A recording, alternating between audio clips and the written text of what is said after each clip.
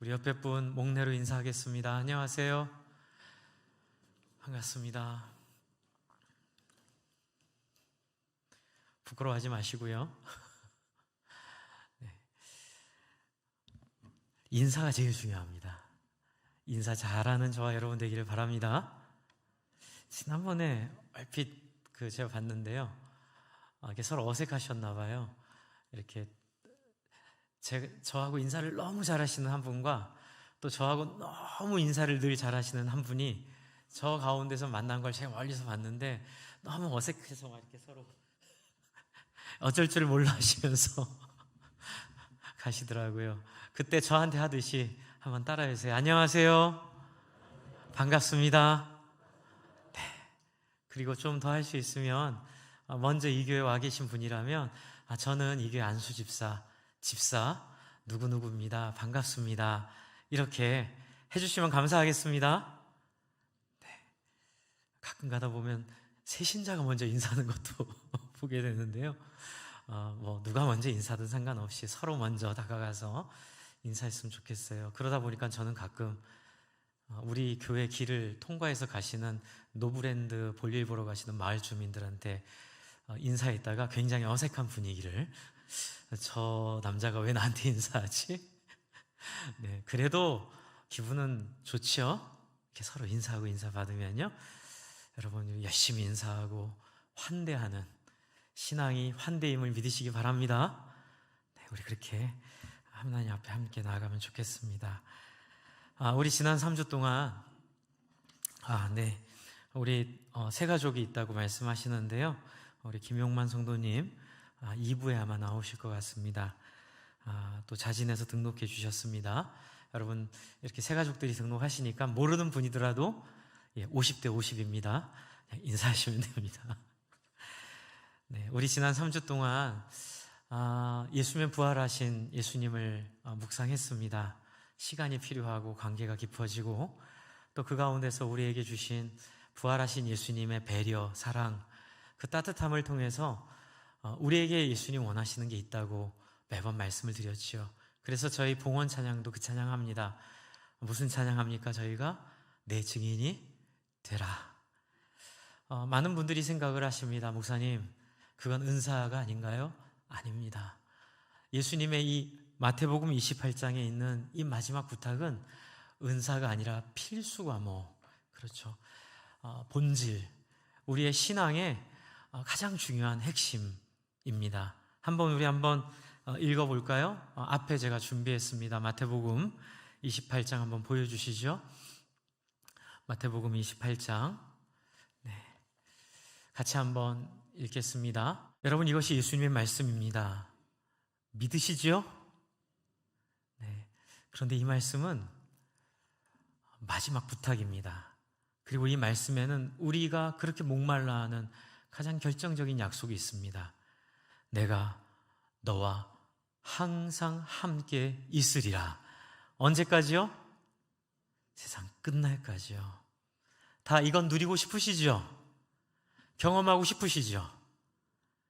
그러시면 이 말씀에 순종하면 됩니다.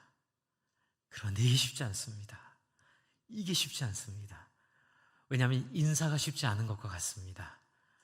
내가 먼저 다가가서 사람들에게 마음을 열고 그 사람들을 향해 안아주는 건 이론상 너무 쉬운데 우리 인간이 경험한 삶의 경험 속에서는 그런 사람은 뭔가 아쉬운 사람, 뭔가 인사를 먼저 해야 되는 사람, 뭔가 누군가에게 다가가는 것은 인간이 본능적으로 가지고 있는 이유가 있어야 다가가지, 그런 이유가 없이는 다가갈 수 없다는 그 어떤 우리의 삶의 경험, 확신.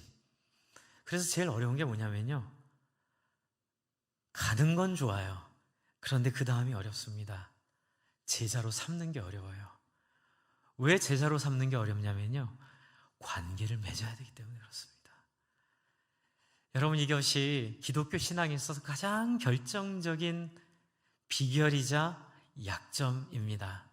비결이란 뜻은 이 관계를 통해서 제자를 삼는 데까지 나아가면 그 뒤에 있는 풍성한 그 밭에 숨긴 보화 같은 한 번도 생각해 본 적도 없고 상상해 본 적도 없고 경험해 본 적도 없는 놀라운 보배로운 삶이 펼쳐지는데 문제는 거기까지 가는 게 어렵습니다. 이 관계는 정말로 우리를 어렵게 하기 때문에 그렇습니다. 가는 건 할 수 있어요. 주는 건 할 수 있어요. 베푸는 건 할 수 있습니다. 그런데 관계 안에 들어가는 건 쉽지 않습니다. 저도 전도사 생활, 부목사 생활 한 8년을 그렇게 사회활동 열심히 하고 사회 참여, 봉사 열심히 하는 교회에서 배웠습니다. 너무 행복했어요. 그래서 아직도 좋은 기억 중에 하나는 제 아내가 이 성남의 참 어려운 지역의 초등학교에 사서로 갔는데 거기에 부모님들이 다 이렇게 유흥업소에서 일하는 분들이 많았던 지역이었어요. 그래서 아이들이 점심에 갈 데가 없어서 교회에서 이렇게 돌보미 활동을 했거든요. 학교에서, 제 아내 도서관에서. 근데 애들 점심을 못 먹이는 거예요. 점심을. 그래가지고 고민 고민하다가 교회에 말씀을 드렸습니다. 그런데 너무 기쁘게 원했던 것보다도 더 적극적으로 더 많이 이 아이들의 점심을 한 몇 년을 계속 제공해 주셨어요. 그래서 아이들이 너무 행복하게 거기서 짜장면, 먹고 싶은 뭐 떡볶이, 뭐 이런 점심을 잘 먹으면서 아이들을 잘 돌봤던, 그리고 그것을 너무 기뻐해 줬던, 참 그것이 제 인생의 또 하나의 좀 좋은 기억으로 기억되고 있습니다. 역시 교회는 이렇게 해야지. 많은 어려운 분들을 찾아뵙고 호스피스 활동을 열심히 했고 저희 교회도 열심히 하셨죠. 또 그리고 이런 미용봉사 이런 거 다 열심히 했습니다. 정말 열심히 했습니다. 그래서 가정교회, 목장교회 하기가 쉬울 줄 알았어요. 그런데 이제 가정교회 하기로 딱 결정하고 이제 이렇게 목장을 하는데 굉장히 큰 난관이 하나 생겼습니다. 그건 뭐냐면 관계를 맺는 걸 다들 두려워하시고 어려워하시는 거예요. 얼마든지 헌금해서 어려운 지역에 돈 보내고 뭐 우리가 어디 가서 뭐 밥퍼 사역도 했거든요. 이렇게 가서 밥도 푸고, 그렇죠. 또 제 선배님은 지금 영등포에서 광야교회라고 30년째 그 노숙인들 밥 해주는 사역하고 있습니다. 너무너무 귀하고 좋지요. 그런 데는 얼마든지 가요. 그런데 일방적인 관계가 아니라, 내가 이렇게 일방적으로 주는 관계가 아니라 내가 뭔가를 열어가지고 그 사람을 내 삶으로 초대하는 걸 그렇게 힘들어 하시더라고요. 사실 그 고비 넘어가는 게 부흥의 고비였습니다. 그런데 감사하게도 장로님 한 분이, 제가 늘 말씀드리죠. 제가 너무너무 사랑하는 제 인생의 인생 장로님이세요. 향남에 사시는데 제 위임할 때도 오셨고, 우리 손봉호 장로님 모시고도 오시고 한 손봉호 장로님 제자 장로님이신데, 이 장로님이 그렇게 이걸 반대하셨거든요.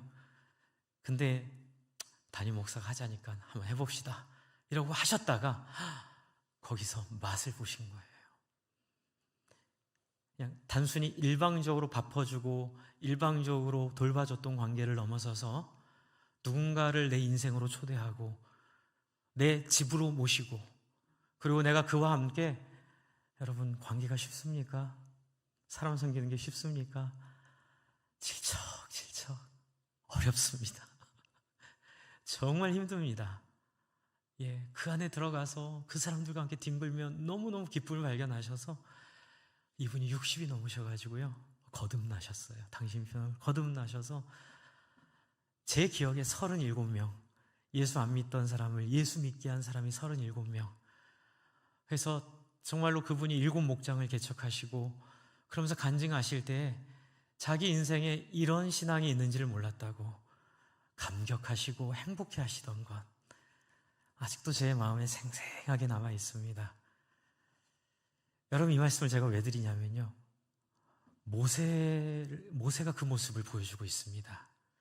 여러분, 저희가 지금 출애굽기를 묵상하고 있는데 하나님이 예수님을 통해 우리에게 주신 지상 명령과 같이 모세에게도 비슷한 명령을 주세요. 그 장면이 바로 오늘 우리가 읽은 출애굽기 3장의 이야기입니다. 그런데 이 이야기를 잘 살펴보면 우리 삶 속에 여러 가지 모습들을 볼 수 있습니다. 첫 번째, 하나님 찾아오시면 좋아하는 우리의 모습이 여기 있죠. 그게 뭐냐면 3장에 보시면 모세가 1절에 자기 장인 이드로의 양을 치일 때에 하나님의 산 호렙까지 양을 치다가 오게 됩니다. 근데 그때 놀라운 일을 보게 되죠. 뭘까요? 저는 이걸 부활을 상징한다고 생각합니다. 떨기나무에 불이 붙었는데 타지 않는 거예요. 여러분, 이게 가능해요? 불이 붙었는데 타지 않는 나무. 이건 부활을 상징한다고 저는 생각해요. 그러니까 난생 처음 이상한 장면을 목도하게 됩니다. 여러분, 우리가 예수님을 처음 믿을 때 이 부활과 같은 장면을 경험하죠. 저 선배가 나에게 아무 이해관계가 없는데 나를 자기 동생보다 더 사랑해 주는 것 같은, 세상에서는 어떤 목적이 있어야 그렇게 섬겨주는데 교회를 왔는데 떨기나무에 불이 붙은 걸 보게 되는 거예요. 왜 나를 사랑해 주지? 목장에 왔는데 사람들이 다단계인가 의심할 정도로 나한테 뭘 원하는 게 있나? 의심할 정도로 세상에서 물리적으로 계산되지 않는 행동, 저는 그것이 부활과 같다고 믿습니다. 부활이 불가능한 것처럼 이 떨기나무에 불이 붙는 게 불가능하고요, 이 교회의 본질인 예수님의 사랑으로 다른 사람의 인생을 끌어안는, 관계 속에 들어가 그 사람을 품어내는 이 모습도 같은 종류의 일이라고 저는 생각이 드는데, 어쨌든 모세는 그 하나님의 놀라운 초자연적인 역사를 보고 깜짝 놀랍니다. 그리고 뭐라고 하죠? 4절에 한번 보세요. 여호와께서 그가 보려고 돌이켜 오는 것을 보시고, 이것도 중요합니다. 이건 또 나중에 언제 설교할 기회가 있으면 이것도 한 포인트로 하고 싶은데요, 여러분, 하나님은 모세를 막 적극적으로 끌어다가 앉혀놓지 않으셨고요, 보여주시고 모세가 자진해서 오는 것을 보시는 거예요. 그때 비로소 하나님이 모세에게 모세야 모세야 이렇게 부르십니다. 우리를 하나님 취급하시려고, 제가 늘 말씀드리는 거죠, 우리를 하나님 대접해 주시려는 거예요. 모세야 모세야 불렀을 때 4절 마지막에 뭐라 그러죠? 모세가 한번 읽어볼까요? 그가 이르되 내가 여기 있나이다 이렇게 얘기합니다. 내가 여기, 반가운 거예요. 왜 반가웠을까요? 모세 인생이 재미가 없었거든요. 아니, 목사님이 어떻게 알아요? 모세 만나보셨어요? 네, 만나보지 못했지만 3장 1절에 힌트가 있습니다. 한번 여러분 힌트를 찾아보세요. 모세 인생이 재미가 없는 힌트 하나 있습니다. 그게 뭐지요? 3장 1절을 한번 읽으시고 그 힌트를 한번 찾아보세요. 왜 모세 인생이 재미가 없죠? 나이 80이 됐는데 자기 양이 없어요.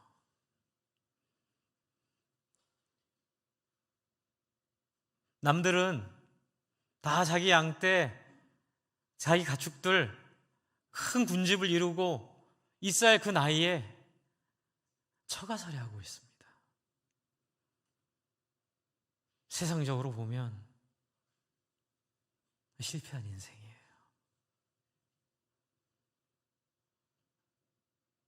왜 실패했나요? 40대까지는 잘 나갔잖아요. 이집트의 왕자로 그렇게 살다가 나쁜 일도 아니었어요. 자기의 백성을 향한, 이스라엘 민족을 향한 사랑 때문에 이스라엘 백성을 괴롭히는 사람을, 그렇죠? 그건 잘못했지만 쳐 죽입니다. 그래서 2장 12절에 모래속에 감추었죠? 그런데 누구에게 당해요? 자기가 보호해줬던 그 이스라엘 백성들이 자기를 고소합니다. 그래가지고 2장 13절 14절을 한번 보세요. 2장 13절 14절 이틀날 다시 나가니 두 히브리 사람이 서로 싸우는지라. 그래서 그 잘못한 사람에게 이르되, 여기서 중요한 건 잘못한 사람을 훈계하는 거예요. 내가 어찌하여 동포를 치느냐 하매 14절, 그가 누구예요? 잘못한 사람이에요. 누가 너를 우리를 다스리는 자와 재판관으로 삼았느냐라고 하면서 뭐라 하죠? 내가 애굽 사람을 죽인 것처럼 나도 죽이려느냐? 잘하려고 했는데, 옳다고 생각해서 행동했는데 온팡 뒤집어 쓰고 도망자 신세가 돼서 광야로 쫓겨나와 40년 동안 결혼 하나 하고 결국은 처가살이로 살아가고 있습니다. 인생이 재미가 없습니다. 그때 하나님이 부르시는 거예요. 그러니 얼마나 반가웠겠어요. 주님, 내가 여기 있습니다. 나에게 뭘 주시겠습니까? 하나님, 내 인생이 어떻게 역전이 될까요? 그런 마음이 있었겠죠. 그런데 6절부터 10절을 보면 어라? 그게 아니에요. 6절부터 3장 6절부터 10절을 한번 보세요. 3장 6절부터 10절을 한번 보시면 3절 6절부터 10절 내용이 뭐죠? 한마디로 뭐라 그러죠? 10절입니다. 같이 한번 읽습니다. 시작. 이제 내가 너를 바로에게 보내어 너에게 내 백성 이스라엘 자손을 애굽에서 인도하여 내게 하리라. 여러분 같으면 어떠실 것 같아요? 아멘, 할렐루야 이러실 것 같으세요? 아니에요. 그러므로 너희는 가서 모든 족속으로 제자를 삼아 아버지와 아들과 성령의 이름으로 세례를 주고 내가 너에게 분부한 바를 가르쳐 지키게 하라. 할렐루야! 하고 싶지만 쉽지 않아요. 목장 쉽지 않아요. 여러분, 신앙생활 그렇게 하는 거 어렵습니다. 모세도 마찬가지예요. 게다가 모세한테 이스라엘 백성은 누구예요? 뭐 이쁘다고? 여러분, 이스라엘 백성 이쁠까요? 모세한테? 다시는, 죄송한 표현, 그쪽 보고 뭐도 하고 싶지 않은, 왜 우리 군대 갔다 온 남자들은 그러잖아요. 그쪽 보고 뭐도 안 한다고 하잖아요. 그런 마음일 거예요. 내 인생을 결정적으로 망가뜨렸던 민족들, 내 인생을 결정적으로 망가뜨렸던 같은 족속들, 고향 사람들, 내 다시는 고향을 생각도 하지 않으리.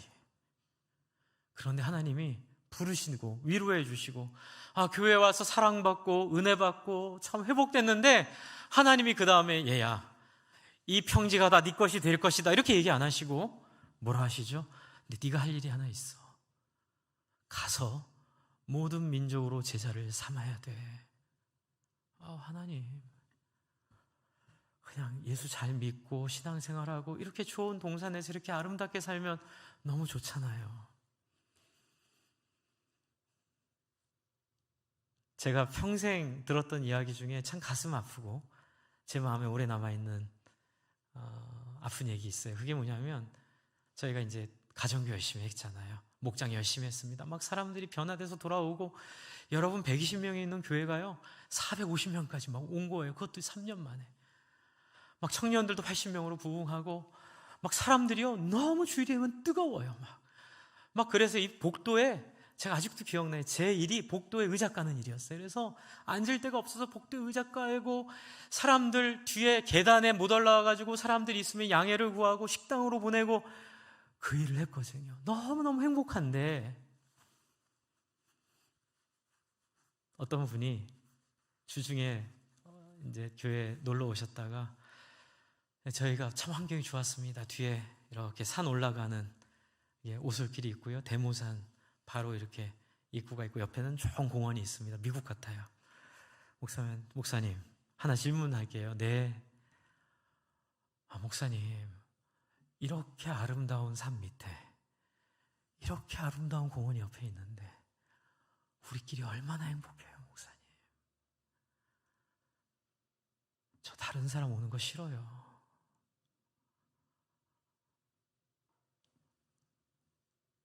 어디 교회 다니세요? 네, 강남 무슨 동 교회 다닙니다. 그 좋은 동네에 있는 교회 다니시군요. 그 말은 좋은데, 막 이렇게 사람들 와서 복작복작거리고 모르는 사람들 막 떼거지로 와가지고 막 밥 먹을 시간에 줄도 못 서고 막 그냥 당신들이 누렸던 평화가 깨졌다고 저한테 속상하다고 웃으면서 그러시군요 라고 했지만 그때 받은 충격은 제가 평생 잊을 수 없습니다. 그럴 수도 있구나. 그렇게 생각할 수도 있구나. 결국 우리가 잘못 가르친 거구나. 그래서 제가 담임 목사님한테 얘기해서 제가 1년에 3박 4일 같이 이렇게 가는 시간이 있었는데 가서 많이 울면서 회개하며 기도했습니다. 하나님, 우리가 잘못 가르쳤습니다.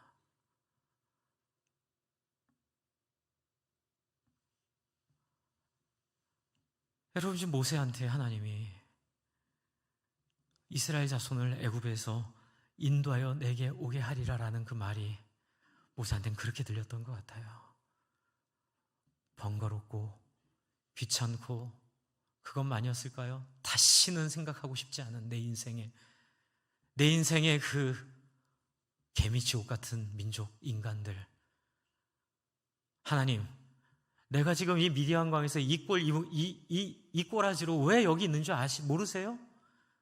내가 그 당신이 얘기하는 이스라엘 백성들, 그 사람들 내가 불쌍히 여겨서 내가 왕자였을 때 남한테 압제당하고 있을 때 내가 구해주려고 좀 실수는 했지만 그렇게 했는데 세상에 어떻게 나한테 이럴 수 있어요? 그 사람들 때문에 내 인생이 다 꼬였어요. 다시는 쳐다보고 싶지도 않아요. 섬기라니요. 그들을 구원하라니요. 그들은 거기서 그냥 그렇게 사라져야 돼요. 여러분, 우리가 신앙생활할 때 사람들한테 상처 많이 받습니다. 다시는 사람들 인간적으로 관계 맺고 싶지 않을 경우도 있어요. 또 교회에서 섬기다가 상처받으면 그 받은 상처가 그 직분과 겹쳐가지고 평생 그 직분을 가진 사람에게는 마음을 안 열게 할 수도 있어요.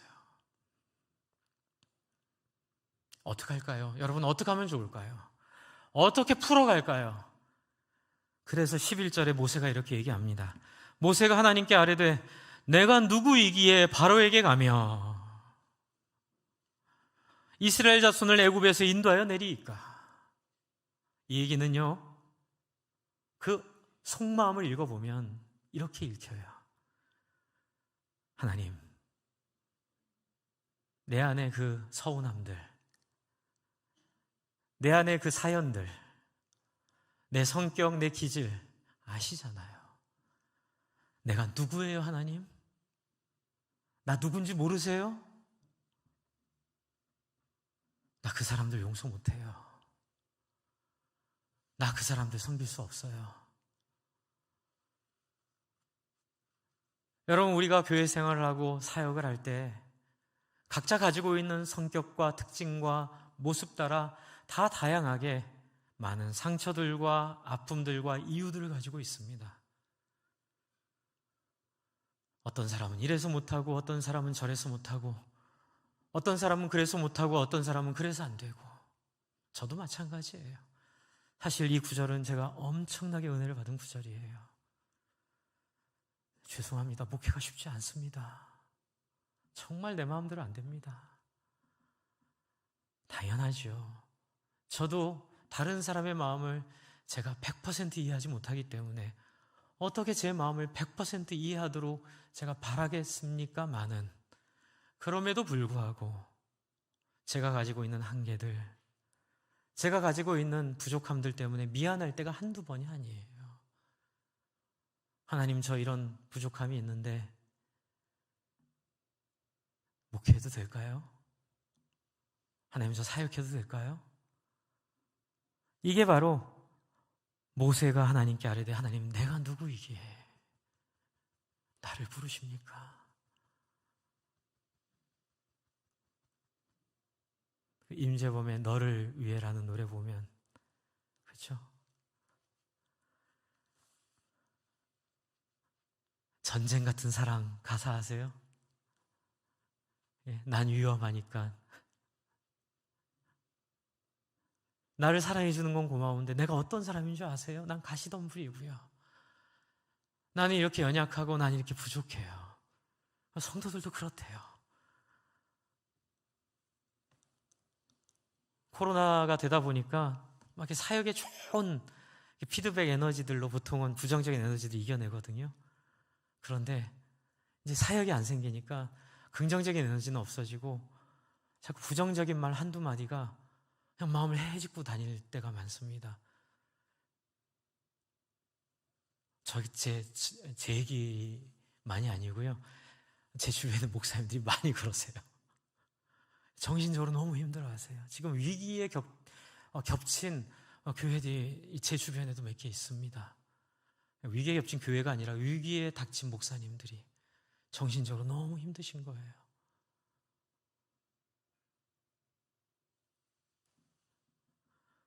하나님, 내가 누구인 줄 아시죠?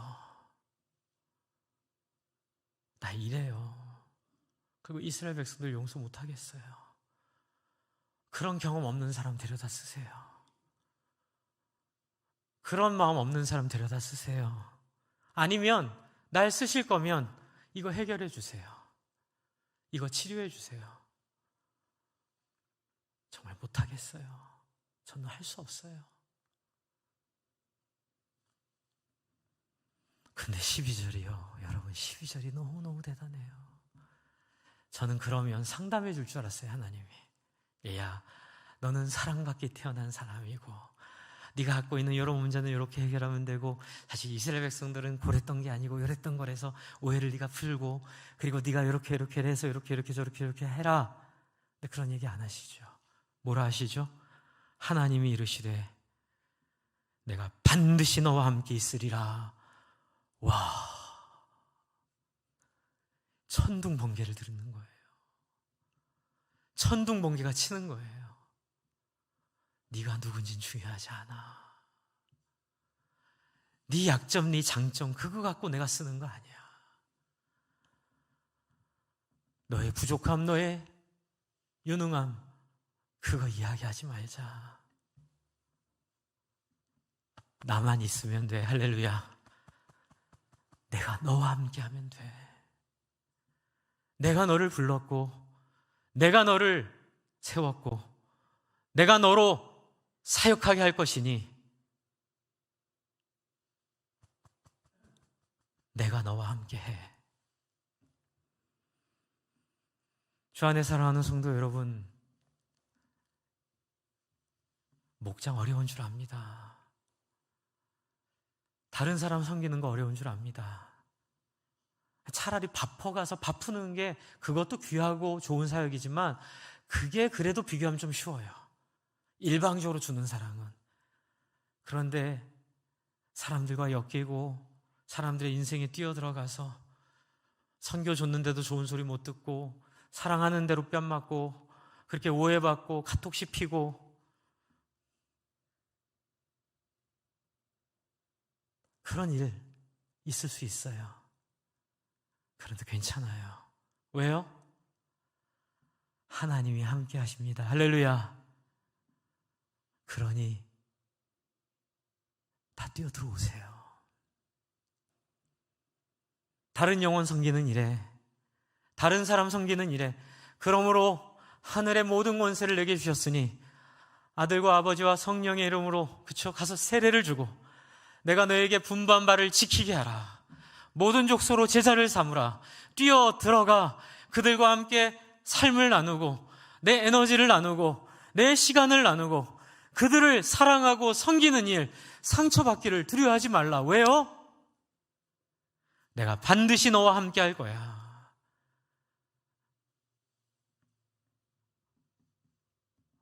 정말 저는 21절, 12절에 핵폭탄이라고 느꼈습니다.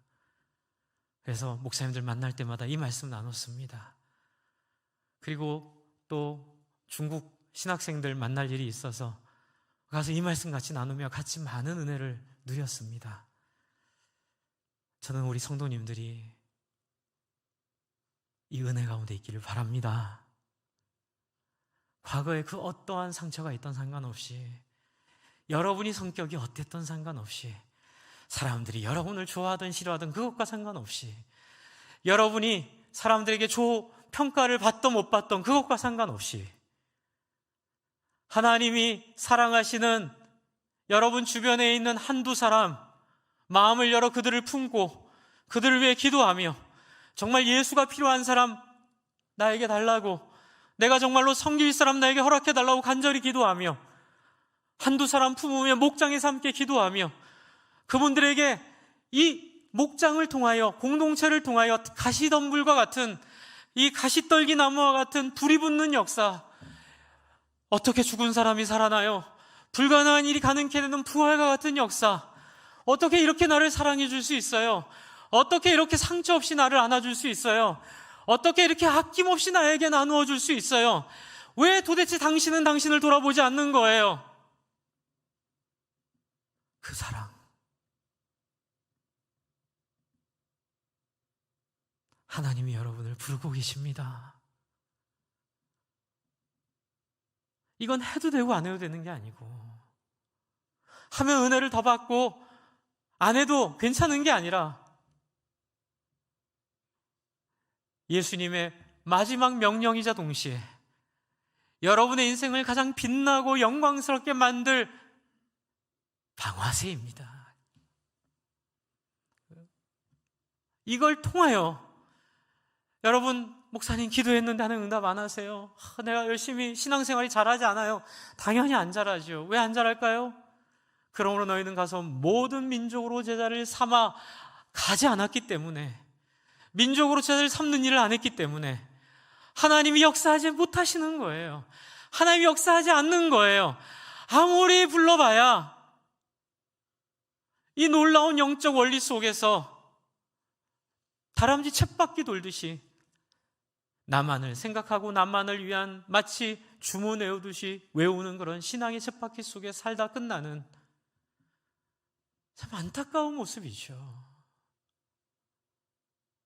개울에 놀러 갔는데 이 개울이 너무 좋아요. 계곡이 너무 좋아요. 빠져 죽지 않을 정도로 깊지도 않고, 조금만 가면 충분히 거기서 누릴 수 있는 깊고 좋은 공간이 있는데, 옆에서 엄마 아빠가 지켜준다 해도 그게 무서워서 개울가에 5cm도 안 되는 물에서 첨벙 거리고 있는, 들어가라고요. 거기 들어가서 헤엄을 치면 놀라운 일이 있을 거라고 지금 하나님이 이 모세에게 약속하고 계세요. 내가 반드시 너와 함께 있으리라. 네가 누군지는 중요하지 않다. 너의 상처도 중요하지 않다. 너의 고민도 중요하지 않다. 너의 기질도 중요하지 않다. 과거에 너에게 배신을 때린 이스라엘 백성들, 그들도 너에게 중요하지 않다. 내가 너와 함께 있을 것이고, 12절 마지막에 그 백성을 애굽에서 인도하여 낸 후에 너희가 이 산에서 하나님을 섬기리니 이것이 내가 너를 보낸 증거니라. 할렐루야. 이게 무슨 얘기일까요? 한번 따라해서, 하나님은 말이 아니라 결과로 말하신다. 하나님은 결과로 말하세요. 말의 향연이 아닙니다. 여러분의 인생 통하여, 물론 바빠가서 바빠주는 것도 잘하셨어요. 그런데 거기서 그치시면 안 돼요. 그거는 5cm 물에 첨벙첨벙하고 있는 거예요. 여러분의 인생을 열어, 여러분 옆집 엄마, 아랫집 아이들, 윗집 아저씨, 기도해 보세요. 하나님께서 놀랍고 희한하게 만나게 하시고, 놀랍고 희한하게 문제를 보게 하시고, 놀랍고 희한하게 그 문제 여러분이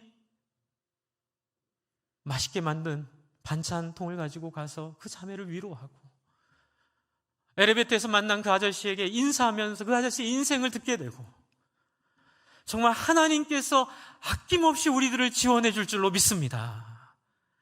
안 하니까 안 되는 거예요. 지금 우리 국내 선교부를 위시해서 많은 부서들이 함께 5월 15일부터 이 VIP 2명씩 품는 사역을 지금 시작하려고 합니다. 물론 코로나 때문에 11월 달에 우리가 이분들을 초대해서 뭘 할지는 모르겠어요. 하지만 준비는 하려고요. 하다가 코로나 때문에 못하면 내년에 하죠. 하지만 기도는 할 수 있잖아요. 여러분, VIP를 찾아 2명 품으십시오. 그리고 여러분 목장 안에 목장에 적응하지 못하는 사람 1명 품으십시오. 2+1입니다. 그래서 2명은 여러분 목장을 통해 예수가 필요한 분들, 누군지를 기도하시고 찾아서 그분들을 품으시고, 또 목장 안에 적응하지 못하는 그 사람들 1명 품으셔서 11월까지 매달 찾아가고 문자 주고 기도하고 선물 주고 또 이야기 들어주고 함께 기도 제목 나눠주고, 그래서 목표는 여러분 올해부터는 교회로 오게 하려고 하지 않아요. 11월 달 셋째 주에 주일 예배 참석 그렇게 하려고 하지 않습니다. 여러분 올해부터는 11월 셋째 주가 됐던 첫째 주가 됐던 따뜻할 때 토요일 날 이 교회 마당에서 바자회와 그 다음에 도서관 전시회와 카페에서의 행사와 그리고 5시 정도에 음악회를 도와주겠다는 사람들이 있어요. 챔버 오케스트라, 독일에서 공부하고 온 그 목사님 따님들이 도와주겠대요, 우리 교회를. 그래서 챔버 오케스트라 팀이 와가지고 5시부터 연주회 하고, 그 연주회 끝나면 이 잔디밭에 웰컴 드링크 펴놓고 그렇게 VIP들 한번 데리고 오셔서 한테 인사하고 함께 여러분 목장에 초대할 수 있는 판을 깔아드리려고 그래요. 목표는 여러분이 마음에 품은 한 사람 한 사람을 품고 그 사람들을 목장에 초대하는 겁니다. 그래서 목장에서 우정을 나누시고 환대를 느끼게 하시고, 그래서 여러분 속에 있는 에너지를 마음껏 사용하셔서 사람들 섬기실 때에 12절 마지막에 있는, 결국은 네가 이렇게 싫어하는 이스라엘 백성을, 네가 이렇게 어려워하는 사람 섬기는 일을 귀엽고 해내게 해서 그 사람들을 이 산 앞으로 내가 데리고 오는 것을 보게 줄 것이야. 할렐루야. 그렇게 될 줄로 믿습니다. 하나님 하실 거예요. 믿으세요. 그리고 마지막으로 모세가 불안해서 물어봅니다. 근데 하나님, 이스라엘 백성만이 문제가 아니에요. 그 무서운 바로, 그 10장 제가 지난주 금요일날 설교했는데 꼭 들어주십시오. 그 10장의 상징, 10신을 섬기는 거 바로 어떻게 해요? 어떻게 우리가 이 세상을 이겨요? 하나님 뭐라 하시죠? 나는 스스로 있는 자야. 나는 나야. 두고 봐. 내가 무슨 일을 할지, 내가 그들을 어떻게 이길지, 내가 그들을 어떻게 극복할지 너는 나만 믿고 따라와. 나는 나야. 말만 하는 하나님이 아니라 실제로 변화를 일으키고, 실제로 역사를 일으키고, 실제로 홍해를 가르고, 실제로 죽은 자를 살리고, 실제로 우리 속에 있는 절망들을 회복시키는 나는 나야. 할렐루야. 이것이 바로 우리가 믿는 하나님 여호와, 예수를 죽음에서 부활시키신 하나님, 그리고 우리를 향하여 그러므로 가서 너희는 모든 족속으로 제자를 삼아 아버지와 아들과 성령의 이름으로 세례를 주고 내가 너에게 가르치 분부한 바를 지키게 하라. 볼지어다 세상 끝날까지 내가 너희와 항상 함께 있으리라. 아멘.